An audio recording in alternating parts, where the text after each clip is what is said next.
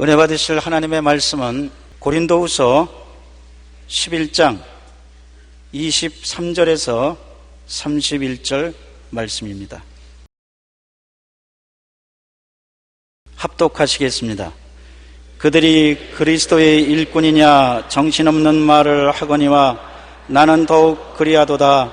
내가 수고를 넘치도록 하고 옥에 갇히기도 더 많이 하고 매도 수없이 맞고 여러 번 죽을 뻔하였으니 유대인들에게 40에서 하나 감한 매를 5번 맞았으며 3번 태장으로 맞고 1번 돌로 맞고 3번 파손하고 1주야를 깊은 바다에서 지냈으며 여러 번 여행하면서 강의 위험과 강도의 위험과 동족의 위험과 이방인의 위험과 신의 위험과 광야의 위험과 바다의 위험과 거짓 형제 중에 위험을 당하고 또 수고하며 애쓰고 여러 번 자지 못하고 줄이며 목마르고 여러 번 굶고 춥고 헐벗었노라. 이외의 일은 고사하고 아직도 날마다 내 속에 눌리는 일이 있으니 곧 모든 교회를 위하여 염려하는 것이라. 누가 약하면 내가 약하지 아니하며 누가 실족하게 되면 내가 애타지 아니하더냐. 내가 부득불 자랑할진대 내가 약한 것을 자랑하리라. 주 예수의 아버지 영원히 찬송할 하나님이 내가 거짓말 아니하는 것을 아시느니라. 아멘. 오늘 지난 여러분과 더불어 싫지만 꼭 필요한 고난이라는 제목으로 말씀을 나누겠습니다. 이 세상에 병균이 없으면 얼마나 좋겠습니까?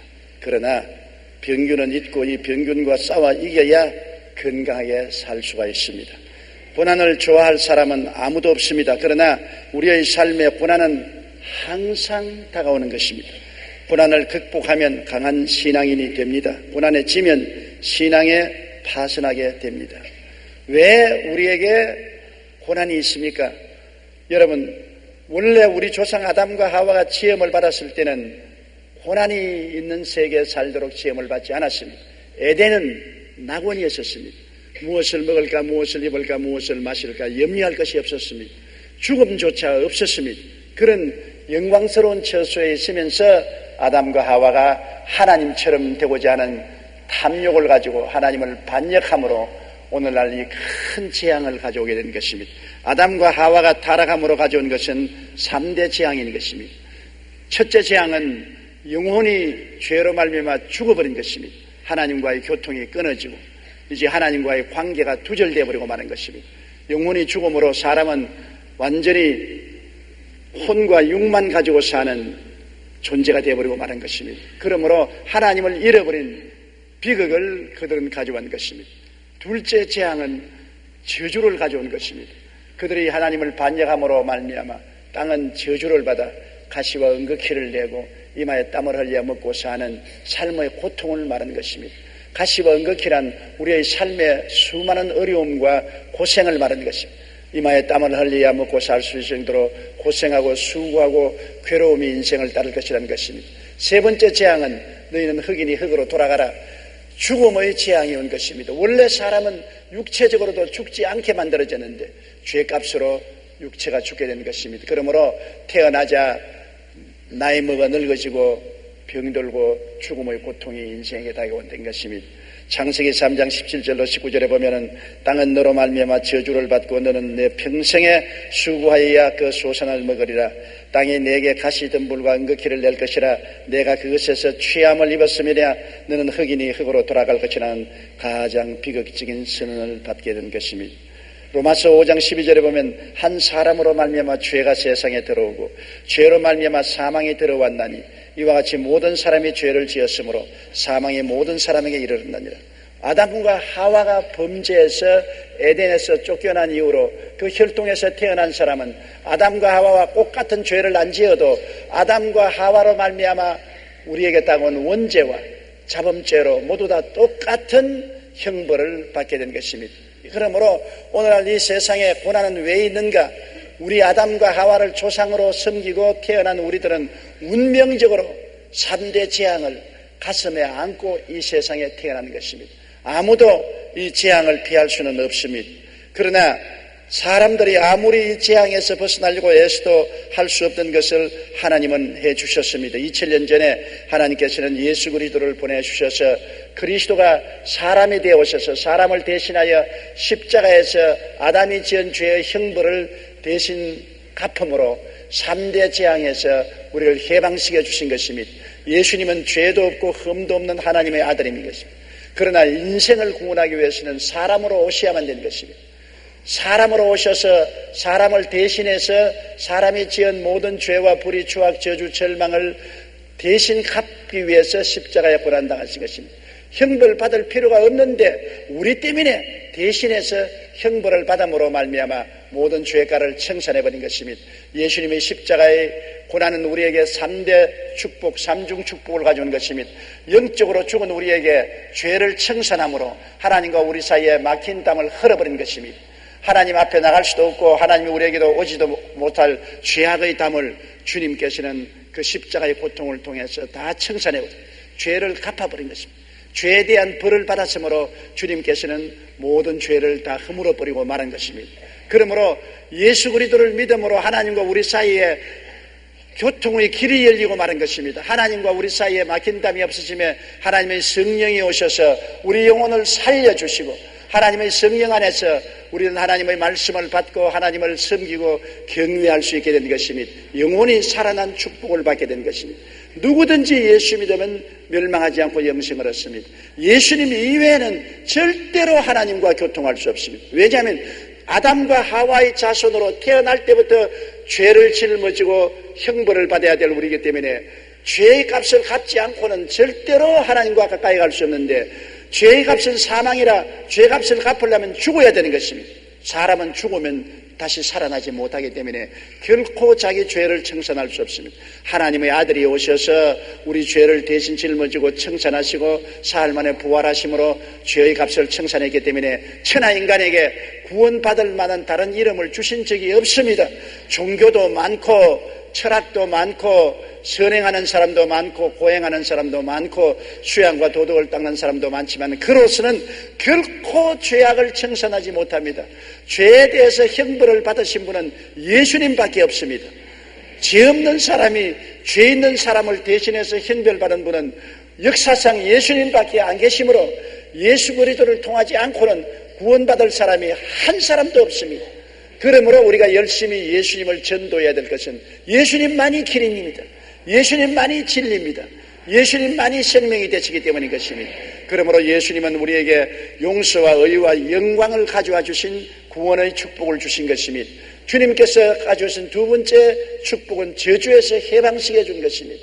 아담 이후로 이스라엘 백성들은 율법을 다 어겼으므로 율법의 저주하에 살았습니다. 그러나 성경은 말씀하기를 그리스도께서 우리를 위하여 저주를 받은 바 되사 율법의 저주에서 우리를 속량하였으니 이는 기록된 바 나무에 달린 자마다 저주 아래 있는 자라 하였습니다. 이는 그리스도 예수 안에서 아브라함의 복이 이방인에게 미치게 하리 함이라고 말한 것입니다. 예수님이 십자가에 높이 달린 것은 우리의 저주를 대신 짊어지기 위해서 그러한 것입니다. 저주받은 자는 나무에 매달리라고 성경은 말했는데 복받은 예수님이 나무에 매달릴 이유가 없습니다. 우리의 저주를 대신 짊어지고 예수님께서 십자가에서 저주를 청산해버리기 때문에 이제 예수 그리스도 안에서 저주는 없습니다. 그리스도 안에서는 오직 아브라함의 복만 넘쳐날 따름인 것입니다. 이사야 53장 5절에 보면 그가 찔림은 우리 허물을 인함이요 그가 상함은 우리 죄악을 인함이라 그가 징계를 받음으로 우리는 평화를 누리고 그가 채찍에 맞음으로 우리는 나음을 입었다고 말한 것입니다. 그러므로 예수 그리스도께서는 채찍에 맞으신 공로를 통해서 또한 세 번째의 재앙인 질병을 제하여 주신 것입니다.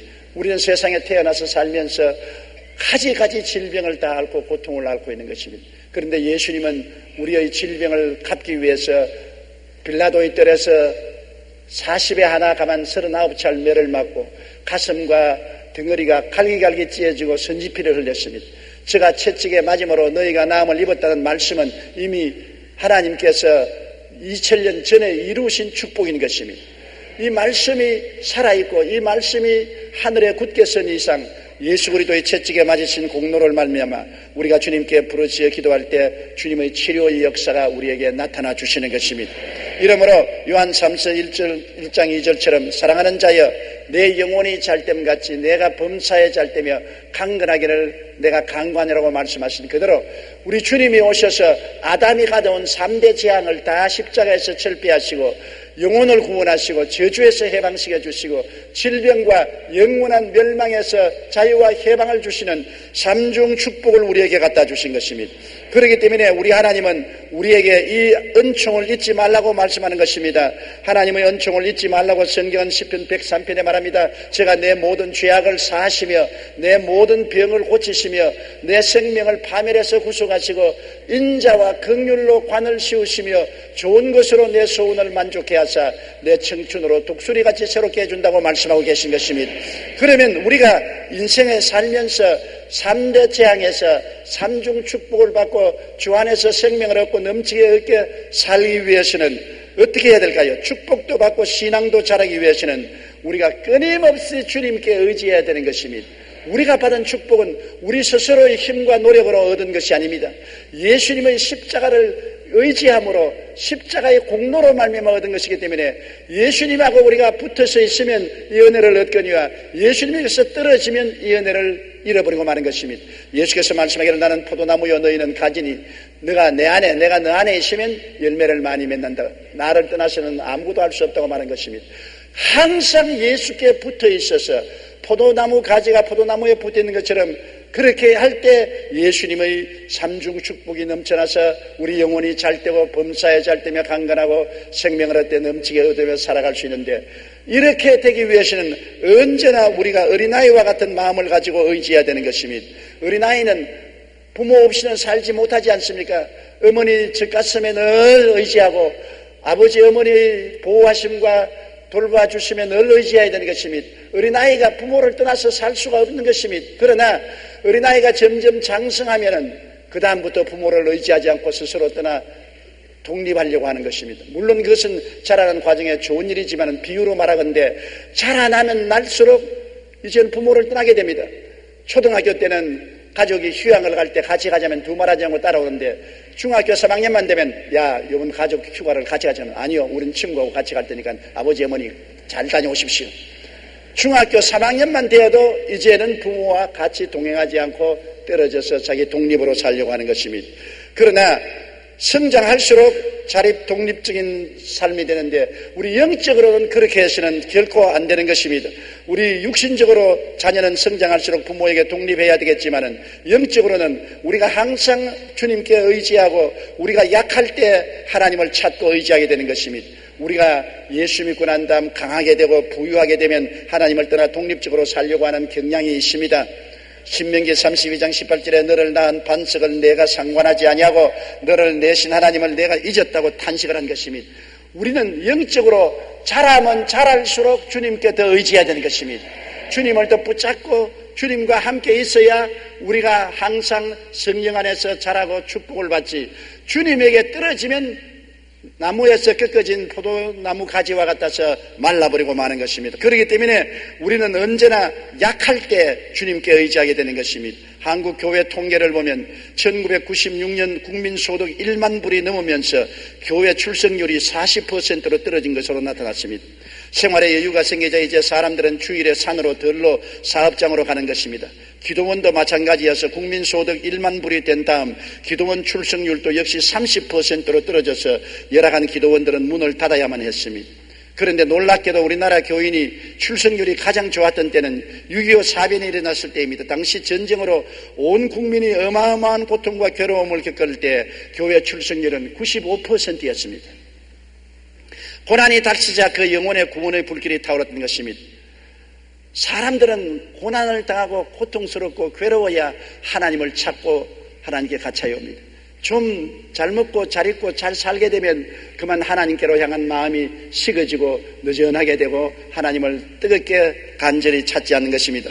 우리가 고난으로 말미암아 항상 깨어져서 하나님을 찾게 하기 위해서 하나님은 우리에게 고난을 허락하시는 것입니다. 성경은 마음이 가난한 자는 복이 있나니 천국이 저희 것이라고 말했는데 마음이 가난해지셔야 되는 것입니다.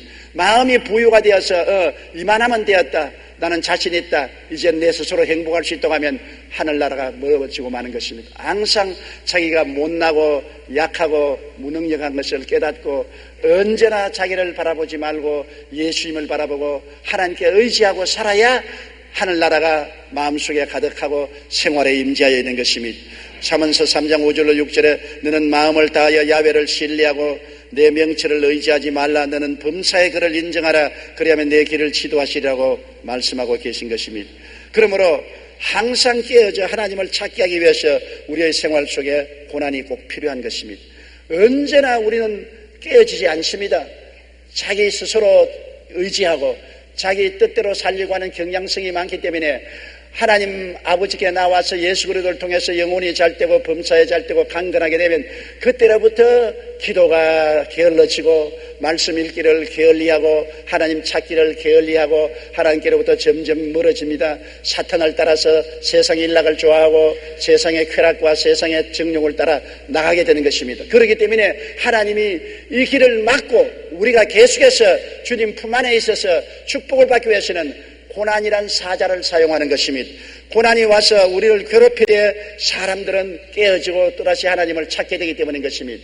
배가 고파야 밥을 찾듯이, 목이 말라야 우물물을 찾듯이, 고난이 다가와서 고통스럽고 괴로우면 하나님을 찾게 되는 것입니다. 고난은 우리에게 회개의 동기를 주는 것입니다. 언제나 인간은 고난당할 때 하나님을 찾습니다. 고난이 사라지면 또다시 게을러지고 자기 중심이 되는 것입니다. 역대하 15장 2절에 너희가 만일 그를 찾으면 그가 너희와 만나게 되시려니와 너희가 만일 그를 버리면 그도 너희를 버리리라고 하는 것입니다. 우리가 안일하게 되면 주님을 버리게 되고 주님을 버리게 되면 주님도 우리를 떠나게 되는 것입니다. 우리가 간절히 찾아야 주님은 우리와 같이 하시는 것입니다. 하나님은 우리가 매일같이 간절히 찾아야 되는 것입니다. 일용할 양식을 구하는 것처럼 하나님을 매일매일 구해야 하나님은 우리와 같이 하시는 것입니다. 역대하 15장 4절에 그들이 그 환난 때 이스라엘 하나님 야훼께로 돌아가서 찾으며 그가 그들과 만나게 하셨다고 말한 것입니다. 환난 때 하나님을 간절히 찾으면 하나님이 만나주시는 것입니다. 레미제라블로 유명한 프랑스의 작가 빅톨 위고는 젊은 시절 작가로서 명성을 날리면서 문란하고 방탕한 생활을 했습니다. 가족은 그의 방탕을 고통으로 받았지만 그는 전혀 개의치 않았습니다. 그러나 어느 날 그의 딸이 제발 가정으로 돌아와 착실한 아빠가 되어주시는 유서를 남기고 세느강에 투신해서 자살했습니다. 빅톨 위고는 자기의 외딸을 생명처럼 사랑했는데 그 딸이 아버지의 방탕으로 좌절하고 절망해서 세느강에 투신 자살을 했습니다. 이 일로 크게 충격을 받은 빅톨 위고는 이 비극은 하나님께서 내게 내린 심판이라고 말하며 완전히 깨어져서 가슴을 치고 눈물을 흘리고 회개한 후 새 사람이 되었습니다. 이후 그는 후생 사회국 관리가 되었고 사람들의 존경을 받는 가운데 교육부 장관까지 지냈으며 1862년에는 무정이라는 제목의 책을 발표했습니다. 딸의 죽음이라는 고난이 그를 깨뜨려 하나님을 찾게 했고 지금까지도 존경받는 문학가로 남아있게 만든 것입니다. 하나님께서는 고난을 주심으로 회개하고 깨어져서 하나님께로 찾아오게 만드는 것입니다. 고난이 없으면 얼마나 좋겠습니까? 고난 안 받고 살면 얼마나 좋겠습니까? 그러나 사람은 타락한 속성에 있어서 고난이 없으면 자꾸만 자기를 의지하고 하나님을 떠나 세상으로 향하는 것입니다. 자꾸만 세상으로 향하려는 경향이 있는 것입니다. 이 세상으로 가는 길을 차단하고 돌이켜 회개하고 하나님께로 돌아오게 하기 위해서는 하나님께서 고난을 통해서 깨어지게 하는 것입니다. 고난이 와야 말씀을 찾고 성령 충만을 찾고 하나님을 간절히 찾게 되는 것이 사람인 것입니다. 서양 격언에 참호 속에는 무신론자가 없다는 말이 있습니다. 사람이 전쟁할 때 적군의 총탄이 빗발처럼 날라오면 참호에 엎드렸을 때는 다 하나님을 찾는다는 것입니다. 마더 테레사는 고통은 성장의 법칙이요 우리의 인격은 이 세계의 폭풍우와 긴장 속에서 만들어지는 것이라고 말했습니다. 독일 격언에 의하면 고난은 기도의 선생이라고 말했습니다. 그 말 맞았어요. 고난이 기도의 선생입니다. 평소에 기도하라 해도 무슨 말합니까? 시간이 없어요. 몸이 피곤해요. 바빠요. 기도할 예가 없어요. 온갖 잔소리 다 합니다. 그러나 그에게 기도를 가르치는 것은 고난과 폭풍하다 보면 두말하지 않고 기도하는 것입니다. 앉아도 기도하고 서도 기도하고 새벽기도 나오고 철야기도 하고 금식기도 하고 기도원에 가고 고난이 기도의 선생이 되는 것입니다. 하나님께서는 우리가 깨어져서 하나님을 찾도록 하기 위해서 우리에게 고난을 허락하시는 것입니다. 성경에 보면 사도 바울 선생은 하나님이 사용한 위대한 종이었습니다. 역사 이래로 사도 바울만큼 하나님의 계시를 많이 받고 하나님이 능력 있게 사용한 분이 없습니다. 바울이 아니었으면 오늘날 우리 믿는 신앙의 기본 신학을 이룰 수가 없을 것입니다. 바울이 하나님께 계시받아 적은 로마서나 그 이후에 고린도전서, 갈라디아서, 에베소서, 빌립보서, 골로새서 주옥 같은 말씀인 것입니다. 하나님께 계시를 엄청나게 받기 위해서는 하나님께 엄청나게 갇혀 있어야 되고 기도 많이 하고 부르짖어야 되기 때문에 하나님은 바울 선생에게 고난을 많이 보냈었습니다. 바울같이 신령하고 전심전력으로 하나님께 헌신한 사람도 고난이 회오리 바람처럼 닥쳐왔습니다. 시시각각으로 고난의 폭풍 속을 지나갔었습니다. 그래서 그는 죽도록 주님께 매달릴 수밖에 없었고 매달리니까 신령한 세계 속에 들어갈 수 있게 된 것입니다. 바울 선생은 교만하지 않게 육체의 가시를 하나님이 주셨다고 말한 것입니다. 그는 육체의 가시 사탄의 사자를 주어서 그를 항상 치게 만들었다고 말한 것입니다. 헬라어에 보면 육체의 가시라는 것은 육체에 말뚝이 박혀 있다는 것입니다. 육체에 말뚝을 박아놓은 처럼 그런 어마어마한 고통을 하나님이 바울 선생에게 허락한 것입니다. 그에게는 육체적인 질병이나 안질이나 간질 등 이런 병이 있었다는 신학자들의 말이 있습니다만 무슨 병이든 간 이하간 사탄의 사자가 와서 극심한 고통을 주었습니다. 그러므로 바울 선생은 안전하서나 고통 가운데 괴로움을 당했습니다. 말씀을 전가하면서도 고통 때문에 마음이 이그러졌습니다. 그렇게 고통을 당하면서 그는 하나님께 부르짖었습니다. 하나님, 이렇게 고통스러워야 내가 어떻게 살 수가 있습니까? 이렇게 고통을 당하고야 내가 어떻게 복음을 전할 수 있습니까? 안전하서나 이렇게 육체가 괴로웠어야 살 수가 없으니 날 좀 놓아주시옵소서. 한 번 기도해도 응답이 없습니다. 또 두 번째 시간을 내서 하나님을 찾아 간절히 기도를 했습니다. 목매어 울었습니다. 그래도 하나님이 응답하지 않습니다. 세 번째, 그는 이제는 필사적으로 하나님이 고통에서 나를 놓아주든지 그렇지 않으면 내 생명을 거두어 주십시오. 사는 것이 생지옥입니다. 너무 괴롭습니다. 그러자 주님께서 응답하였습니다. 네가 약할 때 내가 가다.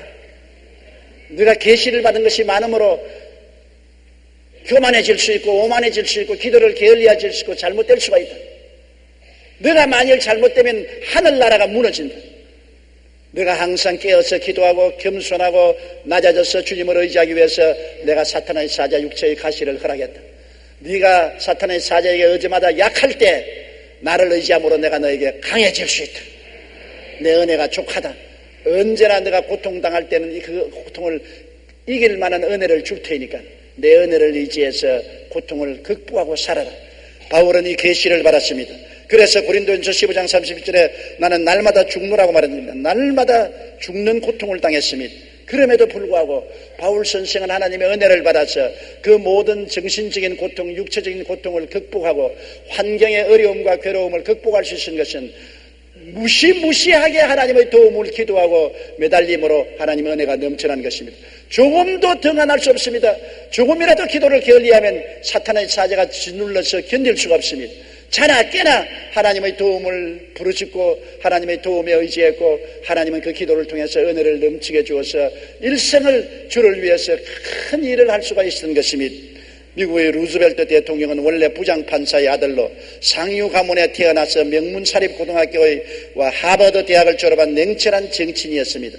그러다가 39의 나이에 갑자기 소아마비 증세로 중증 장애인이 되면서 휠체어에 앉아 다른 사람의 도움을 의지해서만 살아가는 신세가 되었습니다. 그런데 놀랍게도 그는 장애인이 되면서부터 온화한 이미지의 사람으로 바뀌었습니다. 신체 장애인의 어려움을 통해 국민들의 아픔을 헤아릴 수 있는 지도자가 되었고 서민들의 애환을 이해하고 고통을 나누는 훌륭한 대통령으로 당선되었습니다. 그리고 스스로 질병과 싸우면서 습득한 도전정신과 대담성은 경제 대공황 앞에서 절망하고 좌절하는 국민들을 격려할 수 있게 해주었습니다. 그 결과 루즈벨트 대통령은 4번이나 대통령에 당선되었고 1930년대의 대공황을 타결했을 뿐 아니라 제2차 대전 동안 연합국을 리드함으로써 세계 평화에 앞장서는 업적을 남겼던 것입니다. 그의 기념관에 들어가면 휠체어에 앉아있는 루즈벨트 동상이 있고 거기에는 이런 글이 기록되어 있습니다. 질병은 그를 강인하게 만들었으며 남의 아픔을 이해하고 고통을 나누는 마음을 가지게 했을 뿐 아니라 인내심을 길러주었다. 육체의 연약이라는 가시를 통해서 루즈벨트는 상류층 귀족에서 가난하고 병들고 고통당하고 괴로움을 당하는 사람을 이해하게 되었고 그들을 끌어안을 수 있게 되었고 일개 정치인으로서 국민의 지도자로 거듭난 것입니다. 고난의 채찍을 통해 깨어져서 겸손하게 되고 위대한 지도자가 되었던 것입니다. 바울 선생도 그는 냉철한 분이었습니다. 그는 차디찬 분이었습니다. 스데반을 돌로서 쳐 죽일 때 지도자 역할을 했습니다. 생명을 빼앗는 것도 냉철하고 사람들을 잡아서 감옥에 가두고 죽이기도 한 것입니다. 그러한 그가 회개하고 너무나 육체적 고통을 당함으로 깨어지고 회개하고 낮아지고 하나님께 부르짖고 그래서 사랑의 종이 되었습니다. 바울 선생같이 사랑이 많고 인내력이 많고 위대하고 이해력과 동정심이 많은 주의 종이 어디 있었습니까?